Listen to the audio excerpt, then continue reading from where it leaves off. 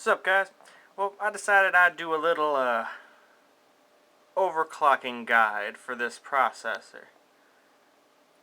Starting off with stock, I've let it idle for a little bit, and the idle temperatures are as you see here.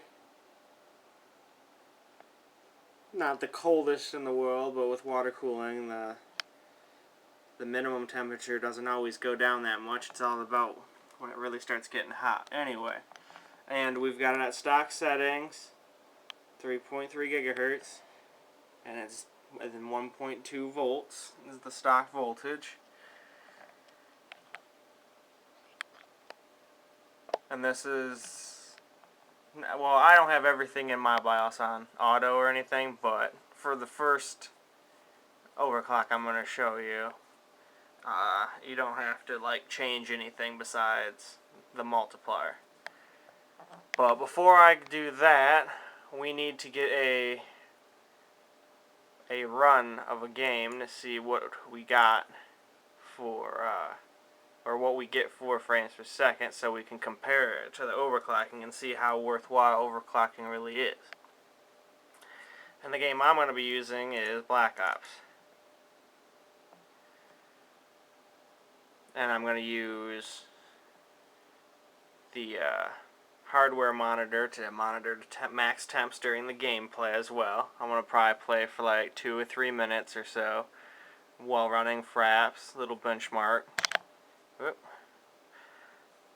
And then we will see what's going on. Steam error, this game is currently unavailable. Well, that's great.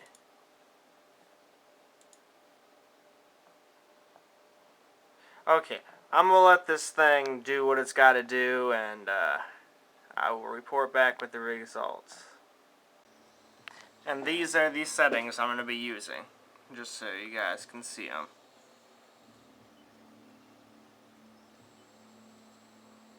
The numbers missing. What do they mean? I don't know what they mean. You tell me what they mean. So here we go. These are the frames per second. The minimum it got down to was 65, max was 94, and I had an average of 87. So now we have something to go off when we overclock. I'm not going to actually sit here and run this game test, like over and over again until I get to 5 gigahertz. I'm just going to go straight up to 5 gigahertz with as far as the video taking and the game testing, but I will show step by step how to get to 5 gigahertz or around 5 gigahertz, like 4.8 or something. Because not all of these can do 5 gigahertz. Most of them can, though, so it's more likely than not you have one that can.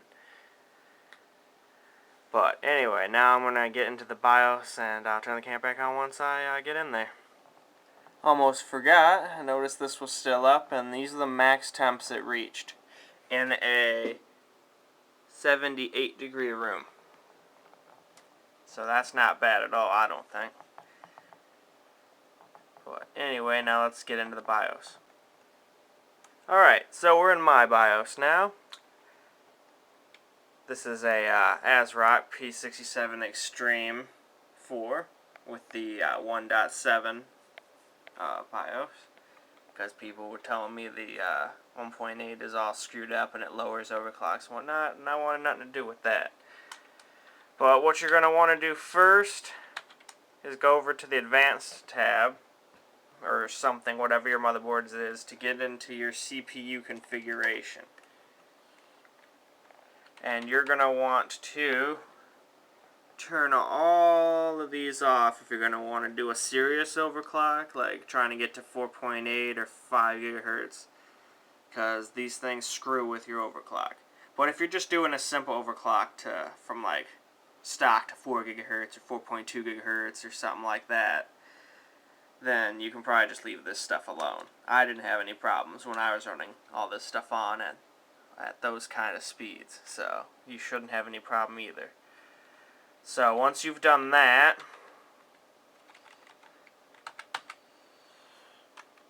we can go back out and go into your overclocking bar. And pretty much all you have to worry about is the ratio I have my turbo boost power limit from like 180 max for short, and for long 140. You don't have to mess with that if you don't want to for lower overclocks, but you're probably going to want to mess with it if you want to get up there in the higher overclocks.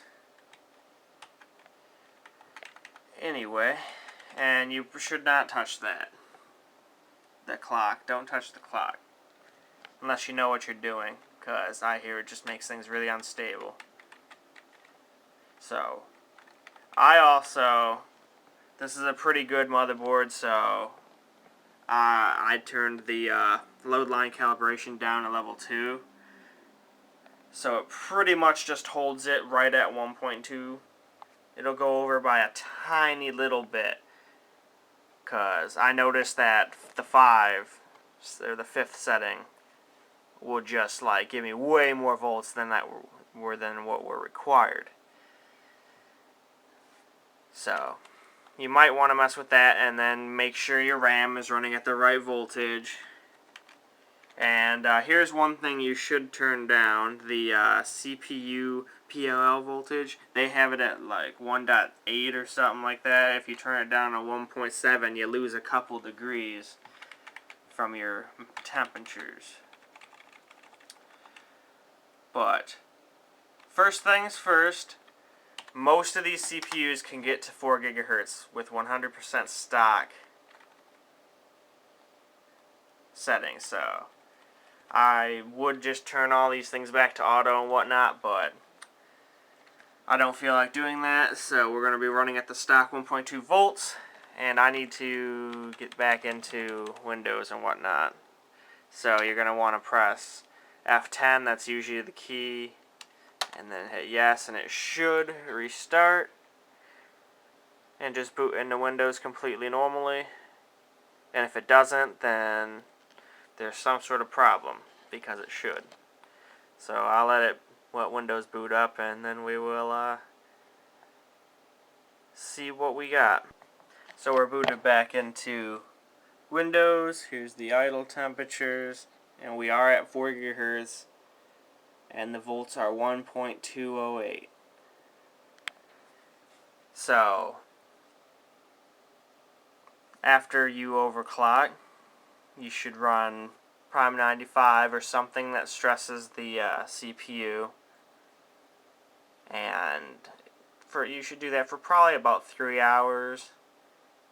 And then after that, try playing some games, and if you get blue screens and whatnot when playing games, then you should probably up your voltage just a little bit and then try again. But with these, it's easier to just kind of go for gold, pretty much. Just crank that up to what you want it, and then just, if it doesn't boot,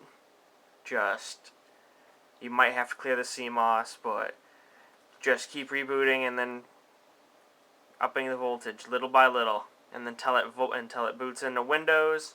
And then if it boots into Windows, run some Prime 95 or something like that, and just try to see how stable it is.